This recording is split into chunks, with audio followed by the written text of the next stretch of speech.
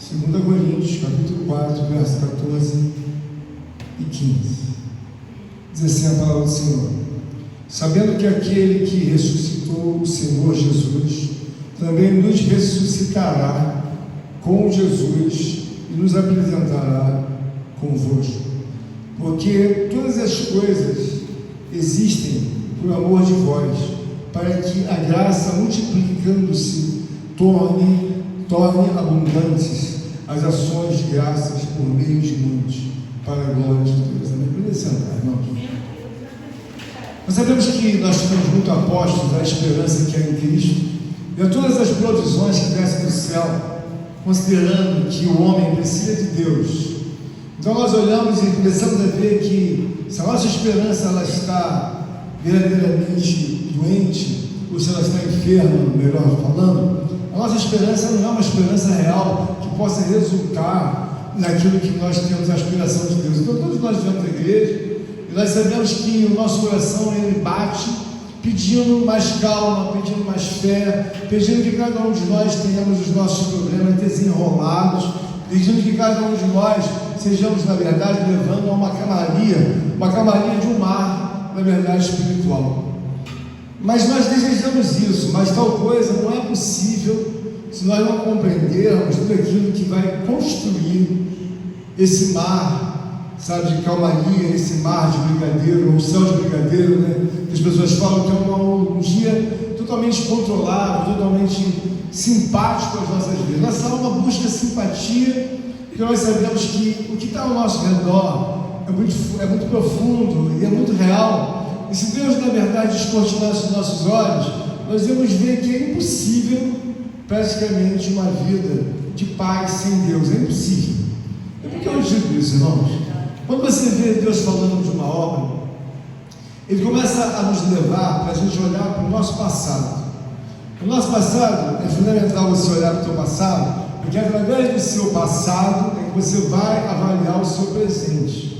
Então, quando você olha com a devida afinidade para o seu passado, você começa a ver que Deus começa a trabalhar de uma forma muito gloriosa, quando você consegue ver a evolução de Deus. Então, nós olhamos para o nosso passado, fazemos uma comparação, e nós vemos então o futuro. Mas a verdade é que o futuro, ele vai chegar, mas não vamos, na verdade, degustar aquele futuro como futuro, mas como presente. Porque o que nós estamos aqui, a Bíblia diz que quando nós partimos da terra, no abrir e fechar de olhos, nós já estaremos encarnados em outro corpo. Então nós olhamos o quê? Que assim no abrir e fechar de olhos, já não é mais aquilo que seja o passado até mesmo, né, de nós na terra, mas nós esperamos pelo futuro. Mas peraí, mas como é isso? No abrir e fechar de olhos, nós já estamos naquilo que vem a ser a vontade de Deus do futuro. Então, quando nós começamos a ver uma palavra como essa, nós vamos ver o apóstolo Paulo tendo muitas dificuldades para pregar o povo de Corinto. É um povo difícil, é um povo de dura cerviz, é um povo que você fala, e eles não entram em compreensão, de maneira que o próprio Evangelho fique de forma a repousar numa tranquilidade. Nós estamos na casa de Deus hoje, e nós sabemos que algumas coisas nos trazem uma dificuldade de compreensão. Por exemplo, nós estamos aqui no povo de Corinto. Nós vemos que é um povo terrível. E quando eu olho para a presença de Deus, eu vejo que cada povo tem uma característica peculiar de si próprio. Então nós olhamos às vezes para alguns povos, o próprio Jesus fala que os povos de Cafarnaum, de Tiro, de Betsaida, e são pessoas que eram pessoas dificílimas. E quando ele vai para uma outra cidade mais calma, ele vê que ele tem um povo diferente. Então, no Brasil inteiro, no mundo inteiro, há pessoas que estão em dificuldade de aceitar a Deus. Mas onde está isso na Bíblia? A Bíblia diz: ai de ti, Cafarnaum, Betsaida, Tiro, se os sinais que foram feitos em ti fossem feitos em Sodoma e Gomorra, quer dizer, uma cidade totalmente promíscua, nenhum deles haveria se perder. Por quê? Porque eles que estavam em Betsaida, Tiro e Cafarnaum, pessoas duras. O próprio Jesus olhou aqui e viu. Então, o que ele fez a comparação? Das pessoas que estavam lá, numa cidade promíscua de pecado, que todos nós conhecemos, que é a cidade, na verdade, da pedofilia. em que eles deviam mergulhar no pecado, mas Jesus comparou: se aqueles sinais foram feitos aqui no meio de vocês tivessem sido feitos em Sodoma e Gomorra, nenhum deles havia se perdido. Então o que nós vemos com isso, irmão? A tratativa da palavra de Deus, nós temos que olhar para Deus, é que Paulo está tendo dificuldades. E nós vemos então que quando a palavra de Deus aqui é lida, ele começa a trazer uma palavra de ensinamento para a nossa vida nessa manhã. Então o verso inicial lido, em que Paulo está falando do poder de Deus para a vida daqueles homens que estão ali em Corinto. Nós estamos aqui hoje também, existem muitas coisas que são ensinadas, muitas doutrinas, inclusive essa gloriosa palavra que antecedeu, e que a irmã Flávia falou, e que o próprio irmão querido Eduardo trouxe, acerca do algoritmo, ou seja, a inteligência artificial. Nós começamos a ver que o homem começa a se apoiar naquilo que deveria, na verdade, já ser descoberto há anos atrás. Então hoje eu vou trazer uma palavra que Deus colocou no meu coração, em que nós precisamos olhar o que vem a ser a perfeição de Deus. Então Paulo está nesse momento aqui, em conflito espiritual, mas ele tem entendimento de que ele está no lugar certo, porque crê naquele que é correto. Então Paulo crê em Deus e não tem nenhum problema em colocar no devido lugar aquilo que está fora do lugar e do coração daqueles homens que estão daquela cidade de Corinto. A mesma coisa entre nós. Existem muitos assuntos aqui que esses assuntos eles deveriam estar sendo mais governados, mais dominados, mas alguém diz: olha pastor, eu estou silenciosamente aqui no meio de nós, mas eu tenho problemas muito difíceis e eu já luto com esses problemas, já luto com essas situações, com essas batalhas. Olha, eu não quero nem falar, pastor, mas o meu silêncio às vezes me dói. Eu gostaria de que eu tivesse uma outra compreensão de Deus. Eu quero dizer aos amados irmãos que quando Paulo está falando dentro dessa situação, há um contexto que Paulo diz aqui, o texto, o título: o poder de Paulo vem só de Deus. Eu quero enfatizar aos irmãos que quando você pensa em Deus, você deve pensar numa pessoa em que ele tem a capacidade para resolver toda e qualquer coisa. Bom, isso eu já sei. Mas às vezes as pessoas não entendem isso, e que Deus não resolve as coisas pelo simples fato de você conhecer uma doutrina, mas é preciso que você se sujeite a essa doutrina. E quando você fala a palavra de Deus, Paulo está tranquilo, mas ele está em combate, ou seja, ele está aqui rebatendo, porque ele sabe que as mentes, os corações, eles não têm ainda a fluência de um Deus, de um poder de Deus, eles não entendem a correlação que existe entre Deus e o homem, e as doutrinas não se organizam na mente do povo de Corinto. A nossa vida é igual, nós entramos por essas portas, imaginamos que tudo vai cair do céu, como se fosse uma coisa fácil. Não vai cair do céu, porque você veja o esforço que o Espírito Santo de Deus usou Paulo, usou os outros apóstolos, para nos ensinar a nós entendermos: bom, mas pastor, por onde eu começo? Aqui é o início, aqui é o meio, aqui é o fim. O que Deus quer nos mostrar é que Paulo tem a tranquilidade de todos os dias entender esse povo. Por quê? Porque ele antecede, ou seja, ele antecipa uma vida com Deus. O que você precisa entender é que não existe nada fácil, tudo tem um preço. E quando nós começamos a entender, nós começamos a ver que Deus é um Deus muito maravilhoso. Então você vê que a palavra está dizendo aqui, de forma muito gloriosa, Paulo está entendendo, está passando para eles: olha, que há necessidade de vocês compreenderem tal coisa. Então fala assim no 14: sabendo que aquele que ressuscitou o Senhor Jesus também nos ressuscitará. Veja bem, Jesus Cristo estava morto. Nós sabemos que não há solução para a morte, a não ser a solução de um Deus. Nós sabemos que os médicos recebem a sua remuneração, eles tentam salvar uma pessoa pelo conhecimento médico, profissional, mas médicos não são deuses, médicos são homens. Então, ainda que o médico possa pensar que possa trazer alguém de volta, ele não é Deus, ele é homem. Aqui na palavra, Paulo mostra bem claro que Jesus Cristo ressuscitou por causa do poder de Deus.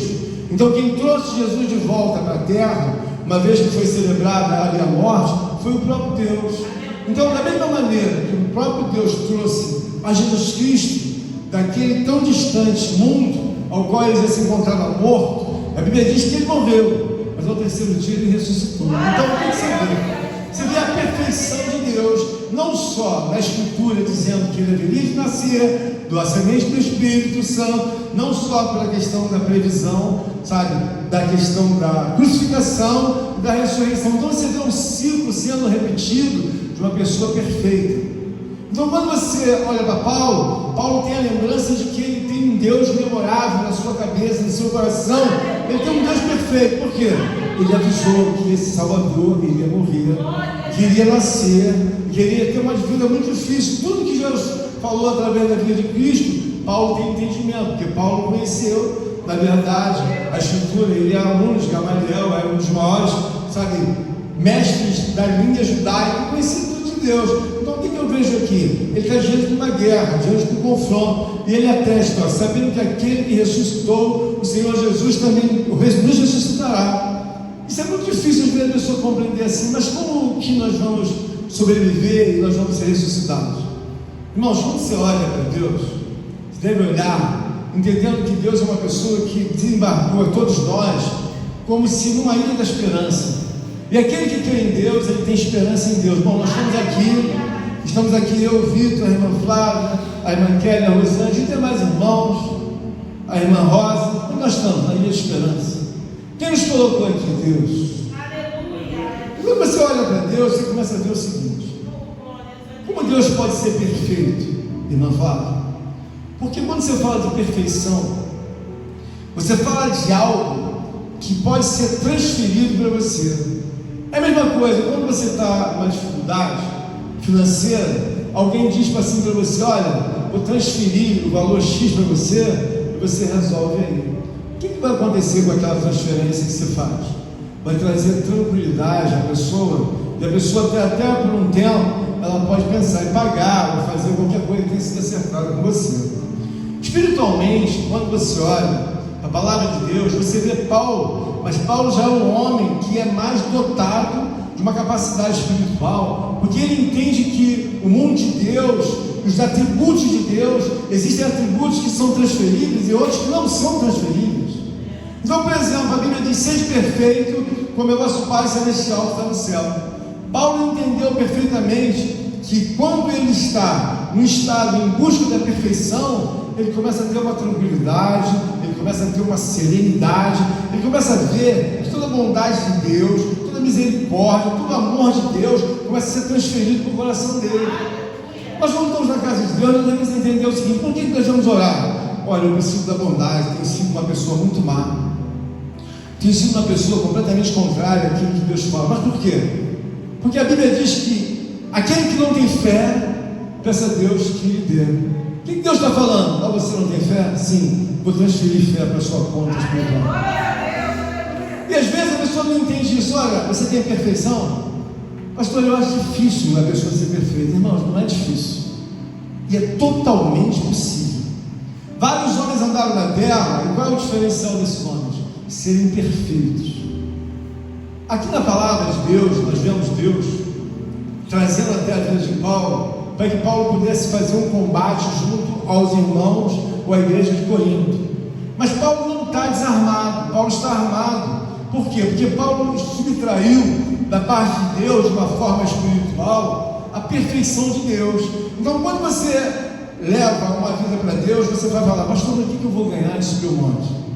Irmãos, nós sabemos que Cristo, ele trouxe a salvação, mas a salvação, ela anda junto com o quê? Com a perfeição. Porque a Bíblia fala que todos os momentos os apóstolos nunca viram um problema ou um pecado na vida de Cristo. Mas por quê? Porque ele era perfeito. E o que é ser perfeito? Ser perfeito é você entender que você precisa ser equilibrado. É como se um laço, ou melhor, um elo, estivesse aqui entre nós invisível. O elo começa na minha vida e vai na vida da irmã Rosângela. Da vida da irmã Rosângela vai para a irmã Flávia. Da irmã Flávia para o Vitor. Do Vitor para o Cauã. E vai assim sucessivamente. Nós somos um elo. E que isso denota de forma invisível? Nós precisamos ser perfeitos. Por quê? Porque nós sabemos que se nós nos lançarmos a um ato espiritual, sabe, de construção humana, irmãos, essa perfeição nunca vai existir.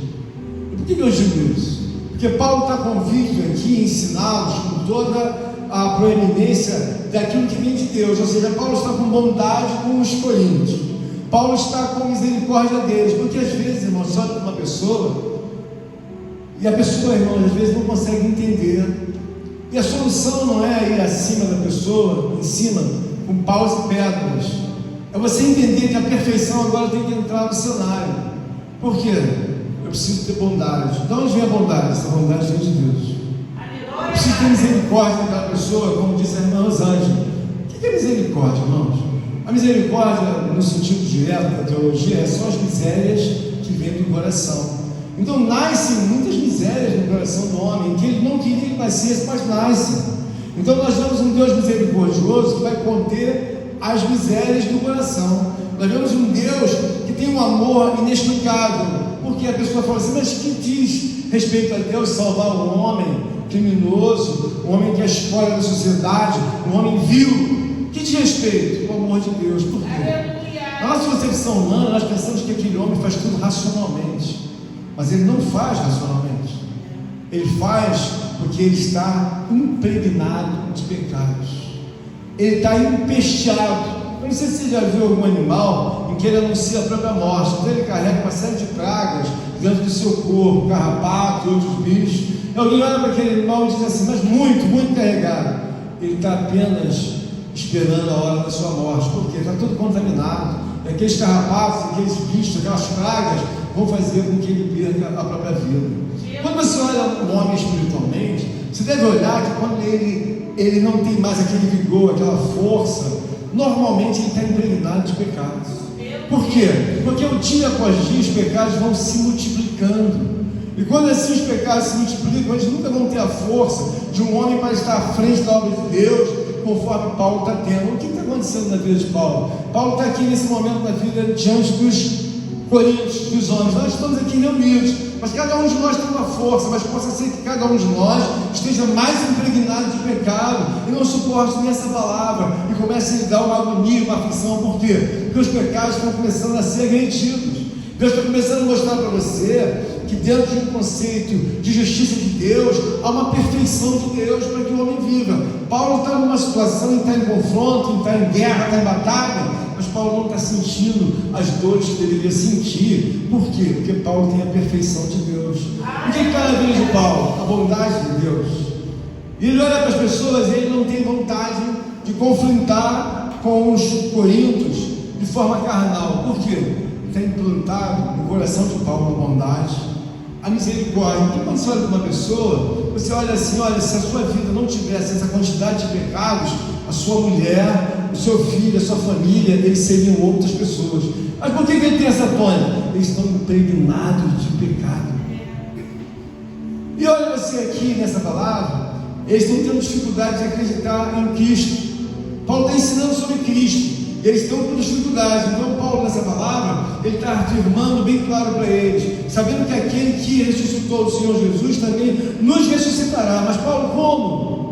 Assim como Jesus ressuscitou, nós seremos ressuscitados. Eu quero dizer o quê? O que é mais difícil? Uma ressurreição na nossa vida ou uma organização da nossa própria alma na face da terra? É muito fácil para Deus organizar a vida de qualquer homem que está aqui, muito fácil. Basta que ele entenda que o atributo de um Deus único é transferível para cada homem, conforme diz a sua palavra. Nós fizemos a defesa aqui, pelos lados da nossa amada irmã Eduardo, da nossa amada irmã Flávia, das questões que dizem com relação às doutrinas que não devem ser seguidas, porque são loucuras. A gente tem que querer impugnar aquilo que vem de Deus. Ou seja, Deus deixou uma ordem dizendo que os dons espirituais, a perfeição é possível. Alguém vai dizer, não, mas é possível. Aleluia. Por que é possível? Porque é transferível.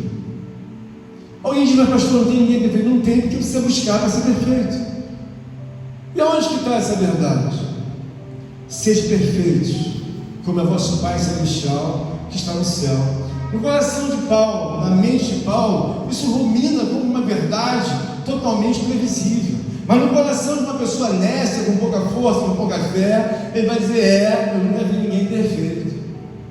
Mas por que pode ser perfeito? Porque é uma obra que está no coração de Deus, como atributo de Deus, é uma perfeição, é algo que é transferível. Jesus diz, só sejam perfeitos, como o vosso Pai Celestial que está no céu. O que tem que ser? Perfeitos. ou seja, equilibrado. Porque o homem não vai conseguir viver bem se ele não receber a transferência divina dos atributos de Deus. A Bíblia diz que Deus não dá a glória dele para ninguém, ou seja, a glória dele ele não divide nem com o irmão Leandro, nem com a irmã Flávia, com ninguém. A glória só pertence a mim, eu não divido ela. Mas a perfeição é um dom transferível, então é um atributo transferível, então eu posso colocar a Deus qualquer homem que procurar aqui. Então nós vemos que Deus é um Deus perfeito. Por que ele é perfeito, irmãos? Porque Ele faz com que você comece a amar alguém que na verdade você nunca amou. Porque às vezes você vê tanto defeito na pessoa e que não tem outra saída, irmã Flávia, a não ser buscar os atributos transferidos de Deus. Você olha para uma pessoa e vê aquela pessoa amar, aquela pessoa fria, vazia, oca, aí aquilo vai transformando seu coração, e se você deixar, aquilo vai virar uma corrupção. Você vai detestar aquela pessoa, você não vai conseguir ouvir a voz dela, você não vai conseguir ouvir a reivindicação dela, a sonoridade que ela tem, os passos dela, a sua alma vai arrepiar de tanta rejeição, porque eu não gosto dessa pessoa. E Deus está querendo dizer o quê? Olha, eu sei que os homens estão limitados, mas os homens podem ser capacitados. E por que você deve crer nisso? Você entrou aqui na igreja, você deve lembrar do seu estado quando você estava morto ou morta espiritualmente. Você não gostava de ninguém, você achava que por algumas circunstâncias mais difíceis você ia até a óbito, mas Deus tirou você e me tirou do cemitério espiritual. Eu estava de um jeito que eu não queria mais fazer a vontade de Deus, ou nem coisa alguma que fosse educacional, coisa alguma que fosse proposição do homem. Então você fez o quê? De onde você saiu? Eu estava morto. Estava morto? Eu estava morto. Porque eu não conseguia pensar com a racionalidade que os santos de Deus pensam. Eu não conseguia ter uma manejo de vida que os santos têm. Você veja que o nosso problema na nossa vida é que nós queremos ir de encontro a Deus, na verdade nem de encontro, mas contra Deus. E qual é a razão de ir contra Deus se Ele é um ser perfeito? Se você procurar algum pecado em Deus, algum erro em Deus, alguma aspereza, alguma quina, alguma coisa que seja desconfortável, você nunca vai achar. Por quê? Porque o próprio Deus é uma pessoa perfeita. Ele é perfeito na sua justiça, Ele é perfeito no seu amor, Ele é perfeito na sua bondade, Ele é perfeito em tudo que você possa imaginar. Então, quando você vai à pessoa de Deus, você começa a ver que Deus não deixou de maneira muito obscura o assunto, ao qual nós não temos até mesmo, creio todos, mas alguns, uma familiaridade, que é o assunto do algoritmo. Então Ele não nos deixou, sabe, desinformados. Por quê?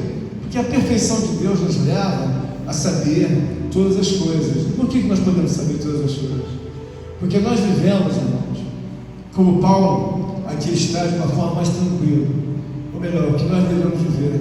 Nós devemos viver entendendo que quando você pensar lá em Miami, Deus já chegou no Afeganistão, já está indo embora, dando linha direta para os céus, subindo a anos-luz de qualquer que seja o universo. Mas por que isso? Nós estamos falando de um Deus. Paulo aqui nesse momento está conseguindo fazer essa transição na mente e no coração dos homens, porque Paulo tem o quê? Ele está firmado num poder. Então, por exemplo, é muito claro quando o próprio Jesus nos dá a direção de ser perfeitos, mas existe uma palavra também que é corroborada como um binômio na nossa vida, e o próprio Jesus fala através da Escritura, pelo Espírito. Paulo, que dando ali a ênfase desse assunto, diz: mas recebereis poder quando descer sobre vós o Espírito Santo. O que isso fica claro? Primeiro, nós precisamos da perfeição para alcançar a salvação. E primeiro, quando nós começamos a ruminar lá atrás, nos nossos pensamentos, nós vemos que Deus não trata de touro, nem de cabra, nem de bode, personificando que Deus tem interesse de mudar, ainda que possa mudar qualquer coisa. Deus começa a trabalhar em ovelhas, pessoas que são chamadas pelo Espírito.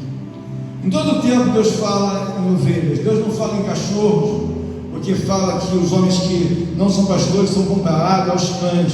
Então a Bíblia diz lá no Apocalipse 21, os cães não herdarão o reino de Deus. Por quê? Porque quem prega a palavra e na verdade apenas faz um barulho, ele é como um cão que ele não acrescenta absolutamente nada, apenas malignidade. Então ele fica latindo, mas ele não tem nenhum poder.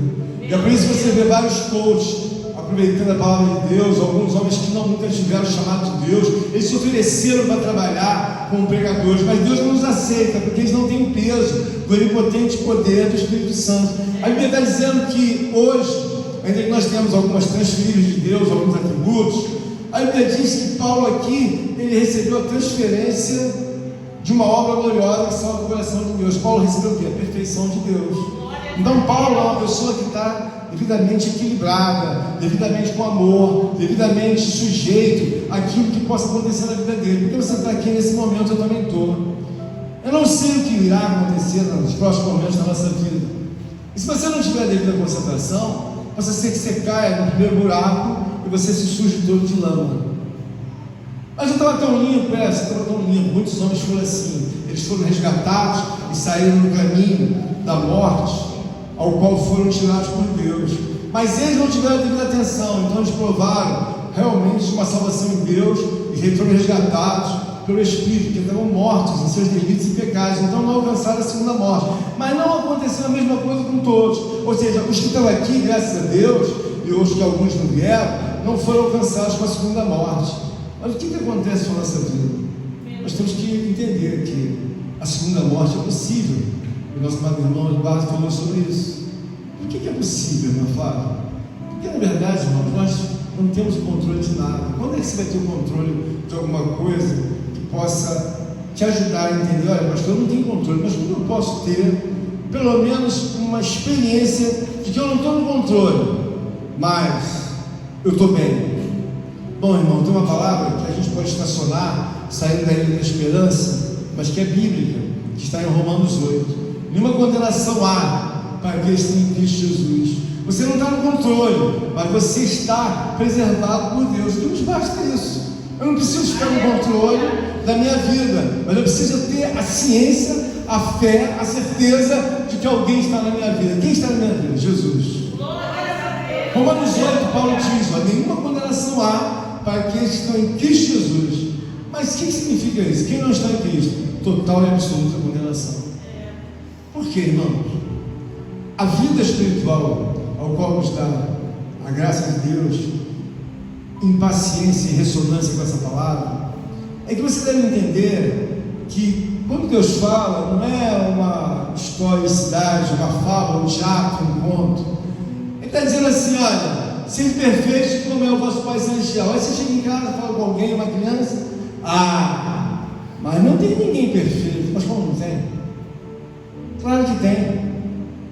A perfeição vem pelo compromisso de você entender aquilo que eu falei daquela corrente aqui. Olha, eu tenho que ter um compromisso com todos, e às vezes me canso. Por quê? Porque eu tenho que amar as pessoas, ainda que eu veja que elas não querem de maneira alguma o meu amor. E às vezes, ontem eu ouvi uma palavra muito gloriosa do meu irmão Leandro, que eles ficam muito indignados com os últimos fatos. E eu falei assim: Leandro, esses fatos não aconteceram uma vez, mas inúmeras vezes, uma vez ou inúmeras vezes. Mas pastor, não tem jeito. O que tem que fazer? Eu viro a página, eu prossigo na minha terra. Aleluia. Então o que acontece aqui na vida de Paulo?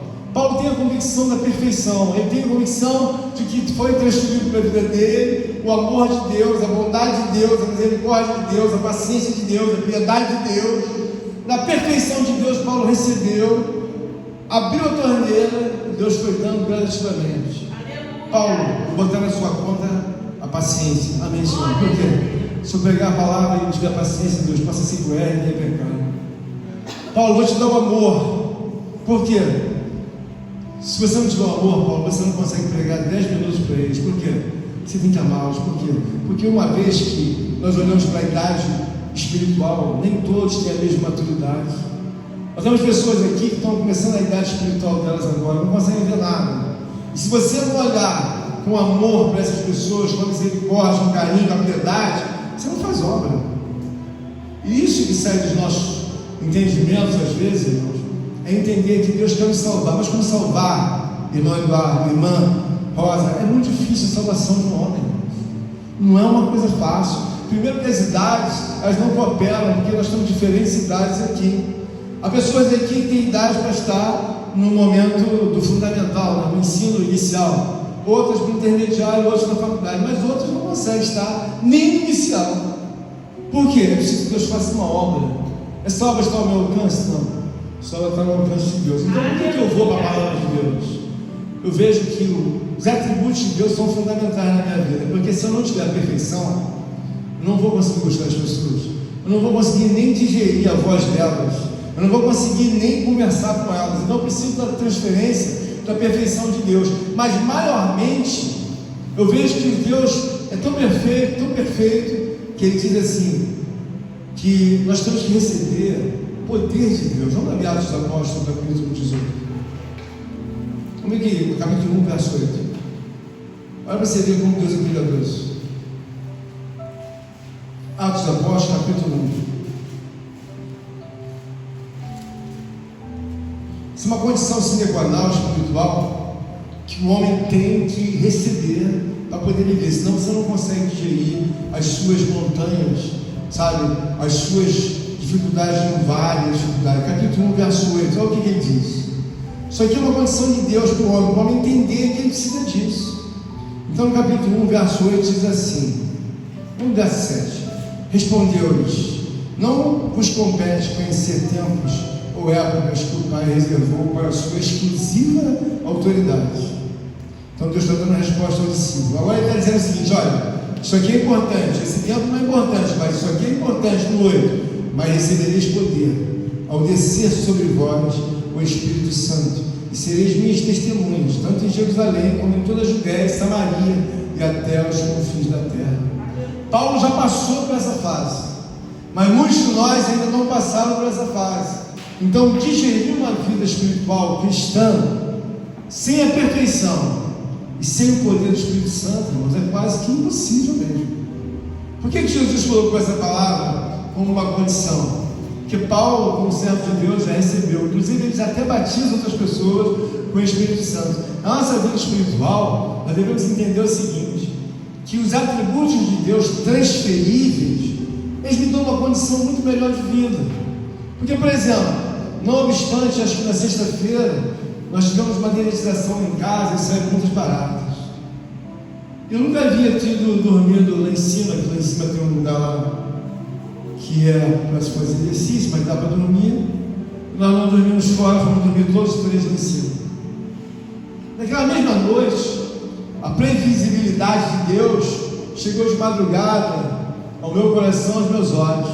Eu vi nitidamente apenas uma face, e aquela face ela tinha muita ira de mim, e ela foi mudando. E depois que ela mudou, novamente ela aumentou a ira dela, era só um rosto, olhando para mim, esbravejante. E depois ela ficou mais transformada ainda, com mais raiva e ódio de mim, em 3 fases. Mas quando chegou a última fase, eu vi bem claramente uma estrela amarela do lado daquela face. O que Deus me disse? Eles vão estar sempre bravejando contra você, lutando contra você, para te destruir. Mas eu vou estar sempre ao teu lado. Então nós vamos entender por que eu estou falando, mas recebereis poder de Deus. Irmãos, a luta sem Espírito Santo é uma luta muito difícil. É quase impossível. Por isso que muitos cristãos não conseguem ter a devida estabilidade. Por que eles caem e deslizam e não têm o peso na sua palavra, na sua vida? Irmão, sem o Espírito Santo de Deus, é você andar na contramão daquilo que Deus previu. Olha, nós estamos aqui, graças a Deus, nesta manhã, porque sabemos que existe a necessidade que a igreja alcance o equilíbrio. Olha, se eu não tiver equilíbrio, estiver chamando ininterruptamente a atenção do irmão Eduardo, ou de qualquer que seja o irmão vai ficar cansado. Mas, pastor, por que tantas vezes me chama a atenção? Aonde eu tenho que ir? Estacionar a minha vida na perfeição de Deus. Senhor, há assuntos que não são para homem resolver. O que eu tenho que fazer? Me silenciar, ir para o tribunal de Deus e falar: Senhor, me ajuda. Por quê? Eu preciso de ovelhas. Eu preciso que tu tenha as ovelhas no teu aprisco. Eu não posso, irmão, explodir com o irmão ou com a irmã. Então o texto aqui mostra que Paulo tem a oportunidade de se lançar ao ensino da carne, mas ele não se lança, ele se lança ao ensino do Espírito, ele se lança à piedade, ele se lança à compaixão, ele se lança verdadeiramente a uma harmonia de como Deus pensa. Como Deus pensa sobre esse assunto? Com perfeição. É mesmo? É com perfeição. Olha, se Deus pensa com perfeição, para que não haja o resvalar da corrupção, Deus pensa com abundância de uma bondade, Deus pensa com abundância de uma misericórdia, Deus pensa com abundância de uma piedade. E assim nós conseguimos ver que o reino de Deus, ele é muito mais perfeito do que nós possamos pensar ou imaginar. Por quê? Deus nunca peca. Por quê? Porque ele é perfeito em bondade, ele é perfeito em tolerância, ele é perfeito em piedade. Mas nós não somos assim. E aí onde está o nosso problema? Que do nada nós podemos entrar em colisão, do nada nós podemos entrar até em confusão, em discussão. Por quê? Porque nós precisamos, irmãos, dos atributos de Deus. Quando eu olho para essa palavra, eu comecei a ver que a graça de Deus, ela se multiplica em esforços conjuntos, como diz aqui a palavra, no segundo verso, dados pela vida humana de cada um de nós. Olha, nós estamos aqui de 9 da manhã até o presente momento. Se nós formos olhar tudo aquilo que Deus pode nos dar, fazer, acontecer, eu ficaria aqui o dia inteiro para que servisse de atalho para a minha vida, para poder mudar a minha vida e todas as coisas fossem para o lugar. Mas às vezes o homem, ele entra e quer sair. Bom, já fiz um culto devocional. E Deus fala, amigo, você poderia ficar mais um pouco. Por quê? Porque as horas que você vai ficar lá fora, elas não vão mudar a sua vida. Mas as horas que você fica ao lado de Deus orando, ao lado de Deus tendo compaixão, misericórdia dos irmãos, daqueles que conseguem ver, daqueles que não conseguem ver. Olha, eu preciso da misericórdia não apenas para hoje, eu preciso do amor não apenas para hoje. Amanhã eu preciso de uma nova dose. E o que vai ser se eu não estiver perto de Deus? Eu vou experimentar, irmão Nando, ficar um pouco mais de horas ao lado de Deus. Eu já experimentei uma coisa muito gloriosa da parte de Deus. Eu experimentei conversar com Deus 3, 4 horas. E o que você fala? Eu não peço nada a Ele. Tudo que eu peço é que o reino dele possa subsistir. Tudo que eu peço é que Ele possa ter a alegria dos santos, serem fiéis, verdadeiros. Tudo que eu peço é que Deus possa se sentir bem, se sentir sem nenhum desconforto, se sentir sem nenhuma tristeza, se sentir nenhuma indignação, e que a porta da ira de Deus fique fechada por anos e anos, e os homens possam se dobrar, se curvar, glorificar e agradecer. Achei a pessoa de Deus, achei a pessoa perfeita, achei a pessoa mais rica, achei a pessoa mais nobre, achei a pessoa que pode me ajudar. E eu posso viver ao lado dela. Eu posso ser como o pardal. O pardal não tem nenhum bem, mas Deus lhe alimenta todos os dias. A Bíblia diz que até o pardal achou casa na casa de Deus. Então esse pensamento vem na minha cabeça. Por quê? Porque eu vejo que há pessoas que sobreviveram em todo o tempo sem ter absolutamente nada. Eu não preciso de riquezas para ser feliz. Eu preciso de ter relacionamento com Deus perfeito. Olha, se eu tenho um relacionamento com Deus perfeito, eu vejo que muitas das coisas que sucedem aos animais, como disse nosso amado irmão Albino, sucedem ao homem, irmãos. Às vezes um animal vive a vida inteira, todos lhe dão de comer, ou todos lhe dão de beber, quando se trata de um animal doméstico. Mas há animais que viveram a vida inteira dependendo totalmente de Deus. Eles eram feras do campo, viviam no meio das florestas, viviam, na verdade, precisando de água e precisando de comida. Quem lhes deu comida e lhes deu água? Deus. Eu posso viver também e mostrar para os amados irmãos que a perfeição de Deus, ela não se dá só nos animais, porque muitas das vezes muitos daqueles animais morreram de fome, porque Deus os nutria. Então também não morreram de sede, porque Deus nos colocou um rio para beber água. Nós não vamos morrer, irmãos. E por que nós temos grandes dificuldades? Porque nós queremos preencher o nosso tempo com aquilo que não é nada. Então, eu vou dizer uma coisa para os irmãos, e que eu não quero que isso seja levado como legalismo, mas que você veja como uma realidade. Às vezes você fica horas orando a Deus, e Deus fica com os ouvidos, você quer pedir mais do que? Senhor, abençoa meu tio, abençoa minha avó, abençoa minha mãe, abençoa meu emprego. Senhor, me dá um carro, me dá uma casa. Senhor, me dá um móvel. Senhor, me dá uma televisão. Senhor, me dá isso e daquilo. É uma relação feia, é uma relação pobre, que você não para de pedir. Mas quando você se senta ao lado de Deus, começa a olhar a Deus, você começa a entender a beleza da grandiosidade de Deus, e fala, Senhor, muitos homens não querem te homenagear, não querem reconhecer que eles vieram do pó e para o pó voltarão. Os homens não querem reconhecer que tu enviaste teu filho amado, Eles não querem reconhecer que teu filho morreu angustiado naquela cruz, preso naqueles pregos nos pés, com as mãos, cheio de moscas em cima do seu rosto, cheio de dores, cheio de indisposições, desconforto. Eles não querem reconhecer que teu filho ficou de 9 horas da manhã até 3 horas da tarde com o braço aberto, e que aquilo na verdade culminou com o ferimento espiritual no coração de Deus. Então Deus diz: nunca mais me esquecerei disso. Mas os homens que não têm sensibilidade, eles não lembram, eles dobram os joelhos e tomam essa laivada dos pedidos: Senhor, me dá uma casa, Senhor, me dá um carro, Senhor, me dá um marido, Senhor, me dá um filho, Senhor, me dá uma filha, Senhor, me dá a cura da minha tia, da minha avó, da minha mãe, do meu pai. E eles ficam vendo aquilo, não é possível. Eu tirei aquilo que era mais precioso de mim, que era o meu filho, e lhes dei, além de dar o filho, ainda dei os dons. Mas agora, a coisa, a verdade é que eles não querem os dons. Eles querem que eu tenha um carro, eles querem que eu tenha mulher, televisão, eles não querem os dons. Então hoje, quando você pensar, imagina a luta de Paulo, mas ele já está unido com a perfeição de Deus. E aqui ele é suficiente nesse combate, a perfeição de Deus. O que Deus quer nos mostrar também nesta manhã, você deve estar procurando assim: o que eu devo fazer, pastor, para que melhore a minha vida, eu tenha um pouco mais de calmaria, um pouco mais de sossego, e dentro das minhas entranhas eu tenho um pouco mais de paz, um pouco mais de alegria. Eu gostaria de ter uma ocupação, não tenho. Gostaria de ter resultados, não tenho. Pastor, me ajuda, eu sou como pastor, abaixo de Deus. O que o senhor poderia falar para mim? Irmãos, o combate espiritual é uma das guerras mais difíceis. E eu vou dizer para você por quê.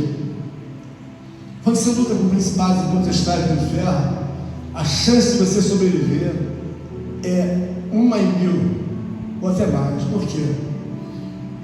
Homens e homens foram alvejados, porque a guerra espiritual, ela não dá chance de você pecar. Você sabe por que eu fico aqui, muitas das vezes fico ruminando sozinho? Eu não sei qual é o próximo pecado que vai cair na minha conta e que Deus pode dizer: encerrou. O quê? Acabou a cota do pastor. Ele pecou, e a cota dele acabou. E aí o que começa na minha vida? Vira a página e começa um novo capítulo. Eu começo a ser inadimplente, eu começo a ser inconsistente, eu começo a ser faltoso. Eu começo a ver que Deus olha para mim e vê todos os meus pecados. A minha cortina de fumaça não pode impedir que eu já não sou mais o que outrora eu era. Então, quando eu olho para Paulo, eu vejo a força que Paulo tem em lutar contra os incrédulos, a força que tem para lutar contra aquelas coisas que não são prováveis. O que você precisa aqui nesta manhã é entender, como eu falei: pastor, o que o senhor pode fazer para me ajudar? Nós estamos diante de um texto que Paulo confirma a veracidade, e ele está dizendo aqui bem claro, de forma que todos nós possamos ruminar e entender a palavra de Deus. Porque, irmãos, você observa a Escritura Sagrada e ela tem pontos muito gloriosos em que ela nos dá uma sustentação sublime. Paulo diz aqui na Escritura Sagrada, de forma que o homem possa compreender maiormente todas as coisas, que Deus ressuscitou Jesus.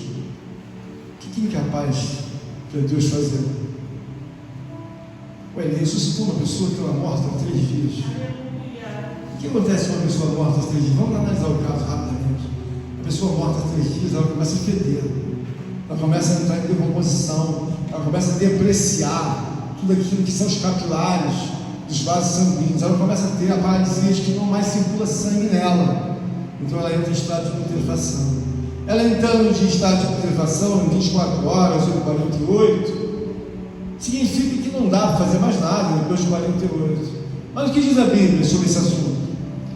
A Bíblia diz que após 3 dias, 72 horas, Deus ressuscitou a Jesus Cristo. O que Deus quer falar conosco nesta manhã? Ora, Ele ressuscitou a Cristo. E o que Ele pede? Que haja uma condição entre os irmãos, num coletivo, de que a graça de Deus possa ser multiplicada. Quando é que a graça de Deus vai ser multiplicada? Quando nós tivermos a confiança e responsabilidade que o problema da Dona Rosa, ou o problema do Leandro, ou o problema do meu Eduardo, não são problemas dele, são problemas de um coletivo. Porque se nós tivermos o amor de Deus, trabalharmos para Deus, o que nós queremos ver entre nós? Não queremos ver nenhum irmão ferido, e muito menos agorando para que possa a morte tomar o controle da vida dele. Quando você sai de uma igreja, deve sair entendendo o seguinte: você não poderia ter chegado aqui de maneira nenhuma se Deus não fosse com você. E Deus está na sua vida. E por que Ele está na sua vida? Porque Ele está te ensinando a dizer para você: olha, você pode ter uma vida muito melhor. Mas o que me faz, pastor, ter uma vida às vezes desconfortável? É porque você precisa ter entendimento de trazer as transferências de Deus para a sua vida.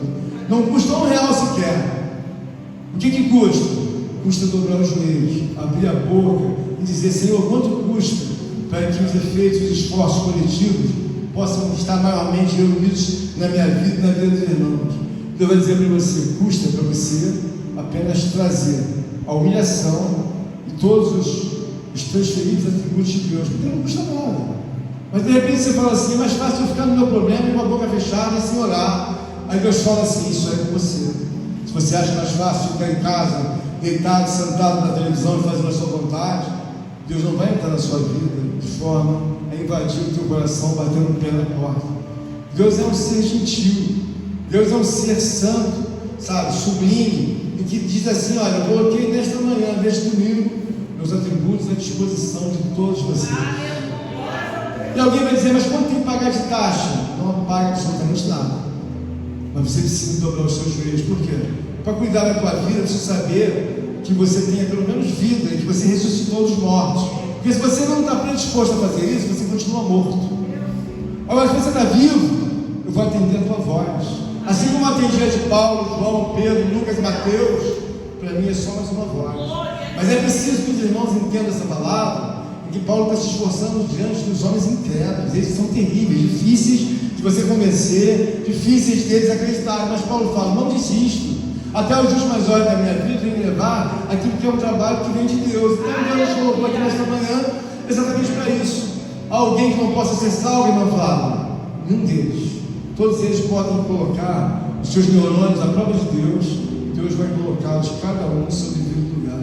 E que assim como foi no passado, Deus colocou as devidas coisas, e homenageados foram Deus, até por homens pagãos e outras nações, homens que nunca acreditaram em Deus, homenagearam a Deus, glorificaram. E você que está aqui hoje, de repente está assim: o que eu vou fazer? A minha saída é abraçar a Deus, glorificar, exaltar, melhorar a Deus. As palmas do nome de Deus.